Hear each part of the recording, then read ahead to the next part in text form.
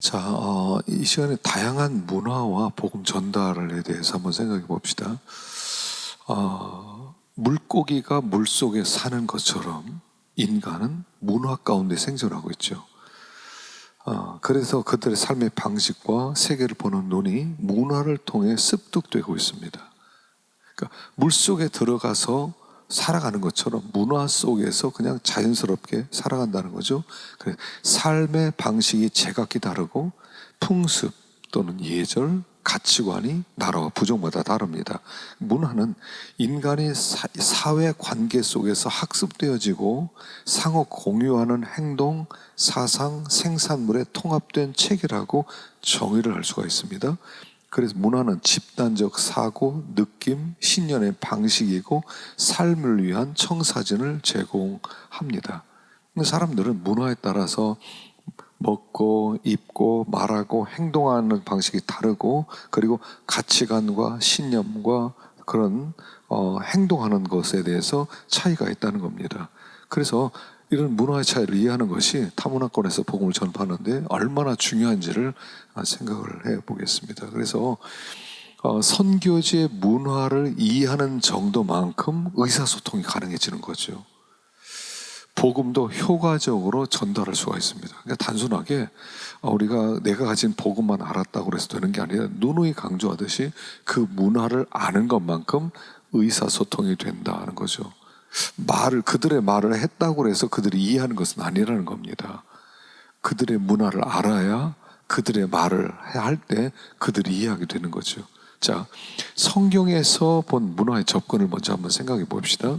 자, 예수님의 모범. 여러분, 예수님은 정말 그분 자체가 문화 속으로 들어오셨죠.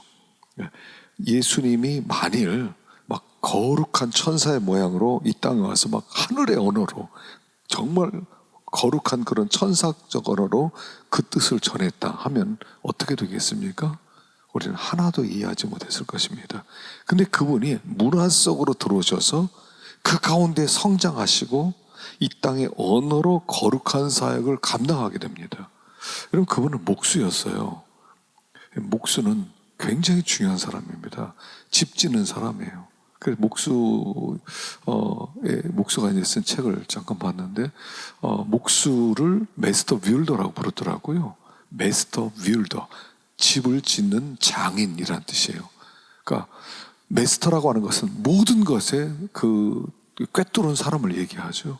그래서 이 메스터 뷰일더가 되려면, 목수가 되려면 그는 머리가 좋아야 된대요. 처음부터 끝까지 다 계획을 세우고 생각하고 그리고 하나씩 지어가기 때문에 그냥 구들장 깐다고 구들장만 깔면 안 되고 집 전체 구조를 알아야 구들장 어떻게 놓고 통로를 어디로 하는가가 나온다는 거죠. 영리해야 된대요. 그 다음에 오래 참아야 된대요. 잘 참고 그 다음에 강인해야 된대요. 아주 그 끝까지 해낼 수 있는 힘이 있어야 그 일을 할 수 있다는 겁니다.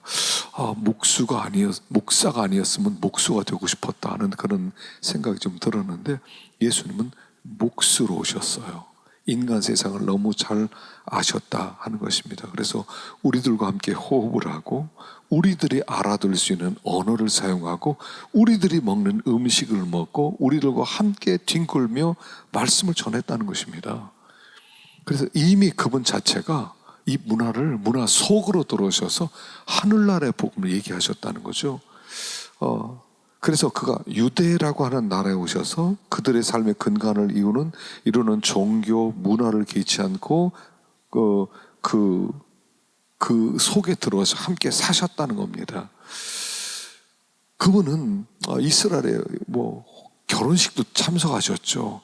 결혼식에 참여하셔서 포도주도 공급해 주시고 그 포도주를 공급하면서 그분이 하려는 일이 무언가를 가르치기도 하고, 또 유월절도 정기적으로 지키고 세금도 잘 내고 사회 문화를 부정하기보다 그들의 문화와 함께 호흡하며 사셨다 하는 것입니다. 그래서 예수님은 유대라고 하는 이스라엘 사람들의 사고와 이해 준것들을 제공하는 문화 속에서 그들의 언어로 하나님의 말씀을 선포하셨어요. 그러니까 예수님은 문화 속으로 들어오신 분이라는 것입니다. 청중의 문화와 이해 수준으로 자기를 낮추고, 그리고 그들의 문화와 언어를 이용해서 거룩한 말씀을 가르쳤다는 겁니다. 그래서 사람을 만날 때도요, 다른 신분의 사람들, 다른 상황을 접할 때도 꼭 복음의 연관성을 통해서 그들에게 가르쳐주고, 또 부자 청년을 만날 때도요, 유대 종교와 문화에 뿌리 박힌 삶을 살아왔던 부자 청년에게 예수님은 유대교의 율법 준수에 대한 질문으로부터 시작하는 거죠. 질문으로부터. 그러니까 어떻게 영생을 얻는다고 넌 읽었느냐? 뭐 율법을 지키라 그랬습니다. 다 지켰습니다. 이 얘기를 하죠. 그래서 영생을 그렇게 설명하죠. 그래서 예수님이 도전할 때 그들의 문화 속에서 문화적 그 관습을 통해서 주님은 도전하셨다 하는 것입니다. 두 번째, 바울도 그랬어요. 여러분, 바울이 선교 사역을 살펴볼 때 주어진 문화에 따라 그의 접근도 융통성 있게 변화했습니다. 그래, BCD 안디옥에서 유대인에게 복음을 전파할 때 구약의 역사를 시점으로 해서 예수의 오심을 설명하고, 아덴에 있는 헬라 사람들에게는 그들의 종교성이 많음을 긍정적으로 보고 그들이 전통 가운데 발견할 수 있는 알지 못하는 신에게라고 새겨진 단을 부각시켜서 하나님을 소개하기 위한 디딤돌로 놓았다 하는 것입니다. 또 여러 복음 전파 대상자들에게는 그 당시 사람들의 말을 그 스토학파의 사람들, 그런 사람들의 말을 인용해서 우상숭배 어리석음을 또 지적하기도 하고요. 다양한 그 방법으로 바울은 그 시대 속의 사람들에게, 헬라인에게는 헬라인처럼, 이방인에게는 이방인처럼 그렇게 복음을 전했죠. 그래서 바울은 그 다양한 문화를 이용해서 그렇게 복음을 전한 것을 볼 수 있습니다. 자, 선교지 문화 속에서 그러면 창조자에 대한 개념과 복음 전도, 그러니까 창조자의 개념을 이해할 때 우리는 복음 전도를 잘할 수 있다는 그런 얘기를 합니다.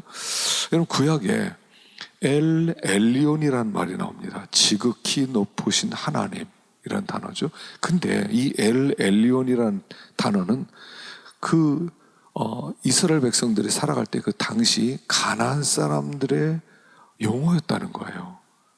그래서 그 엘리온이라는 말들이 이방인들의 기록에서 그 당시에 많이 발견되었다는 겁니다. 그러니까 무슨 얘기냐면, 아브라함이 살기 시작한 당시 이미 창조자나 하나님을 지칭하는 말이 이방인들에게 있었다는 거예요. 그리고 그 이방인들이 썼던 엘리온, 지극히 높으신 하나님, 물론 그들은 이해 못하고 그런 용어들이 있었는데 그런 용어를 과감하게 차용을 해서 엘리온이라는 용어를 썼다는 거예요. 남미의 잉카 문명에는 파차쿠티의 그 왕이었던 파차쿠티가 그의 부친이었던 하툰 투팍에게 하나님의 꿈에 나타나서 그가 참으로 만유의 창조자라고 가르쳐 주었다는 겁니다. 그 전능한 창조자는 비라코차라는 이름이었다는 거예요. 그래서 이미 잉카 문명의 1400년도에 그때 꿈을 꿨는데 창조주가 그에게 나타나서 나는 비라코차인데 만유의 창조자다, 난 전능자다고 하는 것을 그에게 가르쳐 줬다는 거예요. 그래서 그걸 그 자손들에게 그렇게 가르쳐 줬는데, 근데 그 용어가 지배 계급들에만 창조에 대한 신앙이 전수되었다는 겁니다. 그래서 나중에 이제 그 스페인 사람들이 이제 그 잉카 문명의 그런 우상을 제거하는 과정에서 잉카의 잔존에 있던 유일신 신앙을 파괴하게 말았다는 겁니다. 만일 그 당시에 그들이 이런 문화적 전통, 그들은 비라코차라고 하는 만유의 창조라는 개념을 가진 그들의 신앙을 그들이 개발을 해서 그분이 하나님이시다 라고 가르쳐 줬더라면 그들에게 쉽게 복음을 전파할 수 있었다는 겁니다. 그러니까 창조자에 대한 개념을 가지고 있는 그런 부족들이 참 많다는 것을 얘기하죠. 인도 캘커타 북쪽에는 산탈이라는 사람이 살고 있었는데 그들은 창조자를 타쿨지우라고 불렀답니다. 타쿨지우, 참된 하나님. 그래서 이들은 첫 남녀의 창조와 타락에 대한 민간 전승과 홍수 심판에 대한 이야기를 전해 들었다는 거예요. 그러니까 과거의 조상들이 탁골지우만을 순종했는데 시간의 지남에 따라 다른 신들, 이방신을 발견하고 그리고 나서 그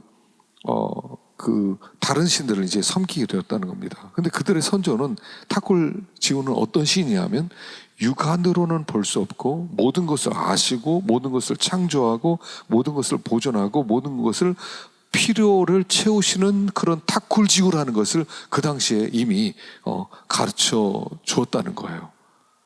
그러니까 민간 신앙이지만 하나님에 대한 신앙이 곳곳에 흩어져 있다는 겁니다. 그래서 그런 개념을 선교사가 만일 들어가서 여기엔 창조주에 대한 유일신에 대한 신앙이 있구나. 그래서 그분은 하나님이시면 탁골지우는 하나님입니다. 뭐 예를 들어서 이렇게 했다면 그들이 쉽게 신앙을 받아들일 수 있다는 거예요. 그래서 창조주에 대한 그런 개념을 빨리 파악하고 복음 전도에 유익하게 쓰라는 겁니다. 그래서 이게 정확한지 모르겠어요. 민속 종교의 약 90%가 적어도 하나님의 존재를 인정하고 있다고 합니다. 또 어떤 부족에는요, 하나님의 구속에 대한 관심을 보이는 그런 종교도 있다는 거예요. 그래서 선교사들이 들어갔을 때 그 창조주 하나님에 대한 유일신에 대한 그런 그 신앙을 파악해서 그들에게 알려주면 훨씬 더 빨리 하나님을 받아들일 수 있다는 겁니다. 중앙아프리카 공화국에는 암바카라는 반투 부족에게 창조자는 코로라는 이름으로 알려져 있었답니다. 코로. 이 부족의 전승에 의하면 창조자 코로가 인류를 위해 아들을 세상에 이미 보내서 굉장한 일을 성취했다는 말을 그들 선조로부터 들었다는 거예요. 근데 그 후에 그 선조들이 코로의 아들에 관한 진리를 배척하고 말았다는 겁니다.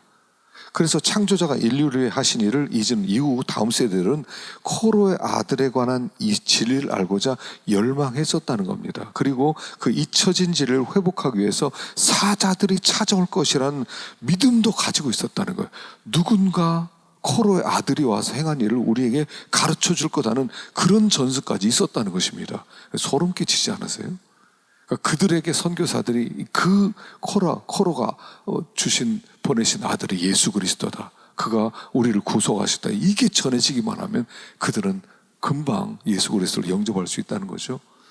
중국의 역사도 주나라가 도래하기 전에 중국에는 샹티라는 하늘의 주라고 하는 그런 신에게 경의를 표현했다는 겁니다. 근데 시간이 흐르면서 황제만 1년에 한 번씩 샹티를 경배했다는 겁니다. 그래서 백성들이 샹티에 대한 신앙과 격리되자 영적 공백이 생겼는데 그때 유교, 도교, 불교가 채우게 되었다는 거예요. 또 조상숭배, 부처상숭배가 샹티에 대한 경배를 대신하게 되었죠. 중국에 기독교가 들어왔는데 기독교 하나님 샹티와 일치시키는데 실패하였다는 거예요.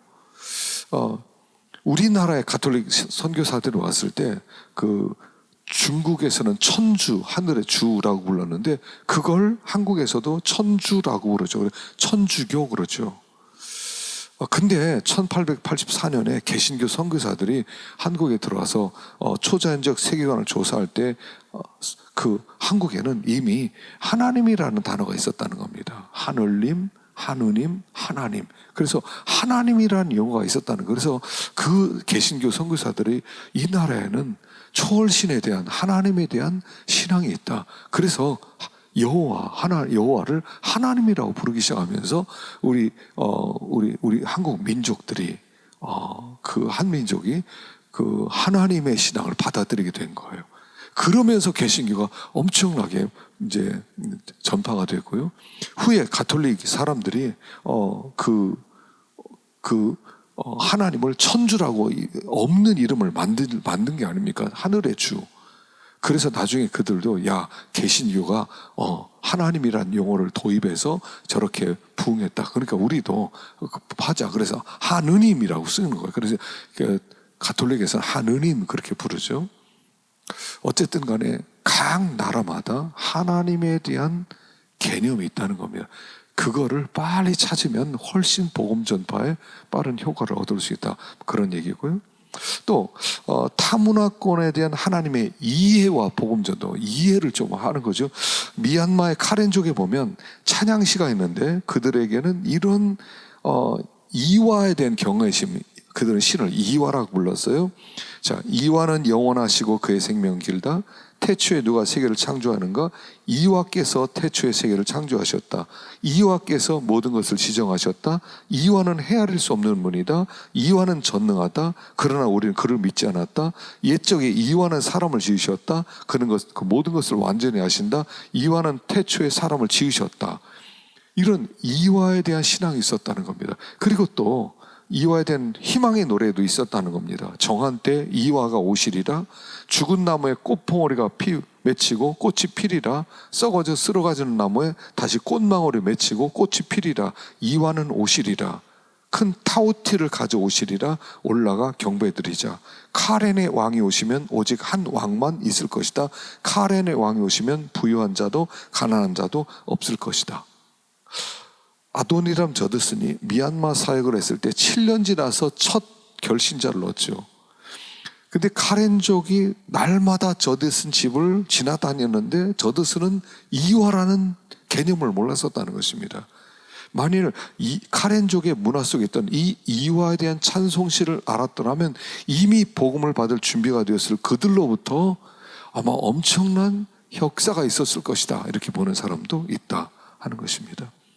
네 번째는 선교지의 문화 요소를 이용한 복음 전도를 할 수가 있다는 것이죠. 낯선 문화의 땅에서 어떻게 예수 그리스도를 죄인들의 구속자로 효과적으로 절실하게 깨닫도록 설명할 수 있겠냐는 거예요. 이게 접촉점의 문제죠. 돈 리차드슨 유명하죠. 피스 차일드라고 하는 이리안 자야의 사위 부족들에게 이 선교사가 들어갔죠. 그래서 그들에게 보니까 그들은 부족 간의 어린 아이를 서로 교환하고 양육하는 동안 우리 부족의 추장의 아들로 적군에 보내고 적군의 추장의 아들을 내가 받고 그리고 그들을 키워서 건강하는 동안 전쟁이 없었다 하는 것이죠. 그래서 이 관습을 이용해서 예수님은 피스 차일드로 오셨다. 이 땅에 그분은 우리와 전쟁을 이제 끝내고 화해하기 위해서 피스 차일드로 오셨다. 그래서 아주 굉장히 큰 그 복음의 효과가 있었다 하는 것이죠. 보르네오 다크족에는요 이런 또 풍습이 있답니다. 건강한 닭 2마리를 골라서 한 마리는 잡아 피를 물가에 뿌리고 다른 한 마리는 조각배 한 끝에 산채로 매달아 놓는답니다. 그리고 배 다른 끝에는 등불을 메어두는데 이쯤에 주민들이 배 두 끝 사이에 보이지 않는 무언가를 자꾸 갖다 놓더라는 겁니다. 그래서 그게 뭐냐 그랬더니 죄라고 하더랍니다. 우리의 죄를 여기에 놓는다. 그래서 이 조각배가 되돌아오거나 뒤집히지 않고 강을 따라 멀리 살아가면 1년 동안 우리는 평안한 삶을 살 수 있다는 거예요. 죄가 용서받았다고 하는 것. 이런 또 굉장한 복음적 메시지가 있지 않겠습니까? 그래서 그들에게 예수가 세상 죄를 지고 가는 속죄양이시다. 그분이 피를 흘리셔서 멀리 가셨다. 그래서 우리 죄를 멀리 가지고 갔다. 이렇게 설명할 수 있었다는 것입니다. 유명한 얘기죠. 중국에서는 한자어를 배울 때 의라고 하는 단어. 그래서 양양 밑에 아자가 들어가 있죠. 그래서 양이 나를 대신해서 죽었다. 그게 의다. 배를 의미하는 배선자도 그렇죠. 배선자, 배주자 옆에 사람이 8명 타고 있는 노아의 방주를 의미하는 그런 단어이기도 하고요. 또 올레자 있죠. 올레자, 십자가 아래 사람이 둘 있는 것입니다. 그래서 한 사람이 매달려 있고 그 좌우에 사람이 둘이 있다. 모든 인류를 의미할 수도 있죠. 그래서 이 한자는 인류가 십자가에 달리신 예수께로 나온다라고 해석할 수 있다는 것입니다. 어떤 인디언들에게는 넉사자가 특별한 의미가 있었다고 합니다. 큰 신이 세상을 창조할 때 질서를 유지하기 위해 신성한 숫자 4를 지정했다는 거예요. 그래서 그 모든 것 혼란 가운데 무너지는 것을 막기 위해서는 질서를 유지하기 위해 4가지 원칙이 있다고 믿었다는 겁니다. 그래서 그 인디언 어른들이 아이들에게 뭔가를 가르칠 때 모든 내용을 네 토막으로 나누어서 가르치는 습성이 있더라는 겁니다. 그래서 인디언 사람들 다 이런 구분된 네 단락으로 구분된 학습에 익숙한 것을 보았대요. 그 선교사님이 그걸 보고 어떻게 한 줄 아십니까? 사형리를 가져갔대요. 사형리, 네 가지 원리. 굉장히 효과적인 그런 복음 전도였다는 거죠. 다음 다섯 번째, 선교제 민간 전승과 복음 전도. 선교제 부족들에게 친숙한 신화와 전설, 전승, 인간, 설화 등등을 공부하면 그들의 문화와 사상을 이해하는 데 도움이 될 뿐 아니라 복음을 전달하는 데 효과적이라고 하죠. 그래서 아프리카 사람들에게 이런 활자 문자는 대중적이지 못하고 되게 구전 문화에 익숙해 있죠. 그래서 문맹률이 높은 것도 사실이지만 문화 자체가 구전 문화에 익숙해져 있어서 어떤 이야기나 대화나 잡담들을 통해서 배움의 기회를 가진다고 하는 것입니다. 이디오피아 보라나 오모로 지옥에는 인간과 코끼리에 관한 전설이 있답니다. 그 신화에 의하면 하나님이 인간과 코끼리를 지으셔서 동산에 두셨는데 강에는 깨끗한 식수가 흐르고 있었답니다. 그런데 코끼리가 강을 흙탕물로 흐르게 만들었습니다. 그러자 인간이 그 코끼리를 죽였는데 하나님이 노해서 인간을 낙원 밖으로 내보내셨다는 거예요. 이후로 이 보라나 족속은 가뭄에 찌든 사막에 유목민들에게 끊임없이 물을 찾아다니며 산다고 합니다. 이 전설은 아프리카의 사막의 현실과 물을 생명으로 여기는 삶을 반영해주고 있는데 그들에게는 예수가 생수다 전할 수 있었다는 것입니다. 탄자니아의 수쿠마족은 쉥웽웨라고 하는 괴물에 대한 이야기를 가지고 있는데 전설에 의하면 이 괴물이 임신한 한 여인을 제외한 모든 사람과 가축을 삼켜버렸다고 합니다. 이 여인이 마살라 쿨랑과라는 남자를 낳았는데 그는 영특한 성인이 되었고 나중에 괴물을 찾아 나섰습니다. 그 괴물을 죽이고 등을 잘라 열어보니 그 속에 많은 사람들이 밖으로 쏟아져 나오더라는 거예요. 사람들은 그를 추장의 자리에 앉히고 마살라 쿨랑과는 온 세상의 우두머리가 되었다는 것입니다. 이런 전통이 있어요. 그래서 예수가 바로 쿨랑과라는 남자가 되어서 파괴와 죽음을 가져다주는 괴물 같은 사단을 정복하고 사탄에 매인 사람들을 구속했다. 그리고 전설에처럼 그는 왕 중의 왕이시다. 그렇게 소개했을 때 그들에게 복음이 전파되는 그런 놀라운 역사가 있었다는 것입니다. 또 선교 현장에서 내려온 그런 어떤 실화 같은 것도요, 어떤 복음을 효과적이고 설득력 있게 전달하는 수단이 되었다는 거죠. 수쿠마족에 바하티라는 어린아이가 열이 났는데 그의 어머니가 약을 구하기 위해서 이웃집을 방문했는데 근데 갑자기 그 애가 잠들었던 집에 불길이 솟아올랐습니다. 그래서 불길이 아이에게 당하기 전에 그 아이를 구하기 위해 그 엄마가 아이가 자고 있는 집을 향해 달려 들어갑니다.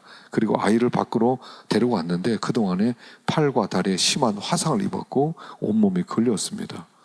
바하티가 성장할 때 그녀의 친구들이 화상으로 험상궂게 변한 그녀의 어머니를 보고 놀렸는데 그녀도 자기 어머니를 무시했다는 겁니다. 그리고 어느 날 바하티가 어머니에 왜 화상을 당했냐 물어보니까 너 때문이다 그랬다는 거죠. 그때부터 어머니의 사랑을 알게 되었다. 그게 복음과 연결될 수가 있었죠. 중요한 것은 이거예요. 복음의 메시지가 사역 대상의 문화 때문에 곡해되거나 희석돼서는 안 된다는 거죠. 그들의 전승의 어떤 포인트, 컨택 포인트를 잡았다고 그래서 그것과 연결시키기 위해서 복음을 희석시키거나 왜곡해서는 안 된다는 거죠. 그래서 또한 이 복음 전파의 가장 중요한 것은 성령의 인도와 감동이라는 것입니다. 자, 이슬람권에서의 복음 전도, 아랍 경언 중에 사람의 가치가 그의 걸친 옷으로 평가된다라는 말이 있다고 합니다. 그래서 이 회교국에서는요, 문화를 알아야 복음을 잘 전달할 수 있다는 거죠. 한 선교사가 갔는데 어떤 이슬람권 여자 사람이 짧은 치마를 입고 가더래요. 그래서 그래도 되나 보다, 저런 사람도 있네 하고 짧은 치마를 갔더니 사람들이 막 만지더래요. 왜 그러냐 그러니까 창녀 아니냐고. 이 나라에서는 창녀만 그렇게 입고 다닌다고 하더라는 거예요. 그래서 그 얼른 것을 옷을 이제 바꿔 입었다 그렇게 하는데, 또 이슬람권의 아주 두드러진 특징 중에 하나가 가족 중심이고 손님에게 극진히 호의를 베푼다는 것이죠. 또 이런 것을 이용해서 복음을 전할 수 있고요. 마지막 7번째 보면 가시성에 익숙한 문화와 복음 전도입니다. 그러니까 메시지를 전할 때 현지인들의 사고방식을 고려해야 됩니다. 아시아 사람들은 어떤 사물을 인식할 때 논리적이나 분석적 사고보다 직관적으로 판단하죠. 예수님이 복음을 증거할 때 구체적 이야기나 비유를 들어서 가르쳤다는 것입니다. 근데 이 서구 기독교는 신조, 교리, 조직신학 중심으로 기독교의 진리를 전달하려고 한다는 거죠. 그러다 보니까 선교지에서 조직신학을 막 가르치는 거예요. 조직신학을 알아야 된다고. 근데 예수님은 쉽게 가르쳤어요. 눈에 보이는 것, 형상을 할 수 있는 것, 비유들 있죠. 그래서 우리가 가시성에 익숙한 그런 문화를 가지고 복음을 전할 수도 있어야 된다는 거고요. 무엇보다도 마지막에는 부드러운 상호 인간관계를 지향하는 문화 복음 전도. 필리핀 사람들은요, 복음을 증거할 때 복음을 증거할 때요, 복음을 증거하면 그들은 거절하지 않는데요. 이번 주에 나와 주실래요? 네네, 그런데요. 근데 그날 아무도 안 나온대요. 왜냐면 그들의 문화권이 상호 부드럽고 조화로운 원만한 인간관계를 가진 것을 추구하는 문화를 가지고 있기 때문에 상대방의 비유를 상하게 하지 않고 어떤 인격적 관계에 금이 가는 것을 막기 위해 그냥 부정적이나 거절하는 것을 못한다고 합니다. 이런 것도 잘 이해를 해야 되겠죠. 그래서 우리가 바람직한 전도는 서로 신뢰할 수 있는 두터운 인격적 관계 형성을 기초로 예수 인격을 전하는 것입니다. 복음 현장에 들어갔을 때 어떤 다양한 그런 문화적 내용들을 가지고 우리는 복음을 전할 수 있다 하는 것입니다. 자, 오늘 수고하셨습니다.